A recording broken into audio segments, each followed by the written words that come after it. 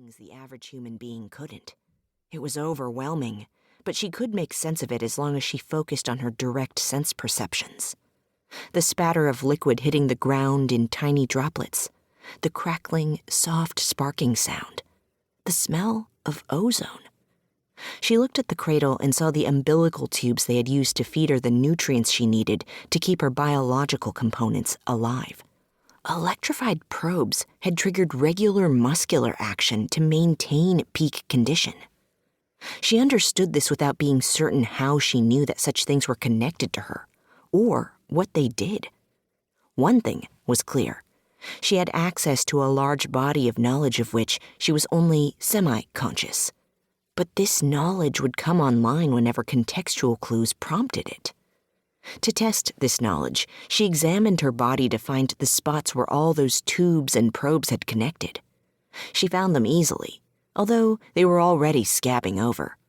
Little holes all over her skin, healing so rapidly it would have seemed unnatural to any normal human being. Mark 6 knew why they were scabbing over so quickly, though. Highly potent repair agents in her bloodstream, agents created in her alloy-reinforced bones, allowed her to repair her body many times faster than any human could. Faster than any human could? Am I not human then, or not exactly human? Human. This word meant something to her, although she could not remember ever having met another being of any kind. A human was a type of being, wasn't it?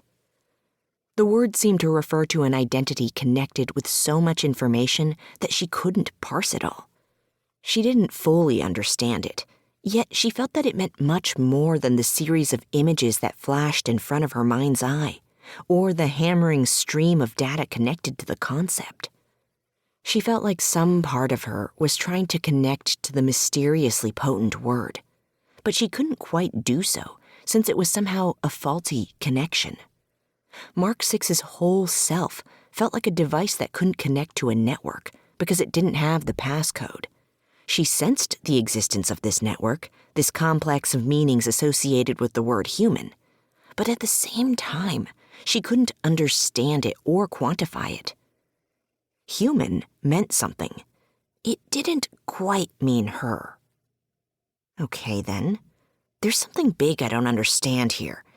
It feels important to figure it out, but I can't figure it out right now. My identity is not human. My identity is Mark 6. It seemed a limited sort of identity. As far as she knew, no other entity shared it with her. Was she the only Mark 6? You're getting lost in your thoughts again. Remember to focus on your body and your senses, not your thoughts. Focus on what is most human about you. Her body picked up on the expanding pool of liquid flowing out from the newly opened cradle when she told herself that. The liquid felt wet. That was the word for this feeling, and it was under her knees and lower legs. There was a reflection in the liquid, and some part of her knew the reflection was an image of her. A woman with green eyes and short dark hair and a pixie punk haircut. Freckles. She didn't know why, but this image connected with her ideas about human.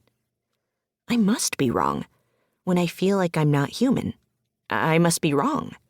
That's a human right there. She wasn't wrong. Paying attention to her senses, she felt the subtle hum of mechanisms working throughout her body. She didn't know as much about human as she wanted, but a body composed of intricate and interlocking mechanisms didn't seem to fit. It didn't mesh with the word human as cleanly as the image in the reflection suggested. It's like I originally thought. I'm human, but not?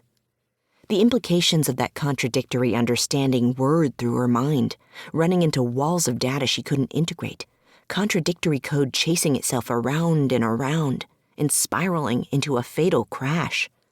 Then, something else came online, lancing through her as sharp as a blade. Status: fully activated. Task: if you're receiving this message, it means I've been killed. You're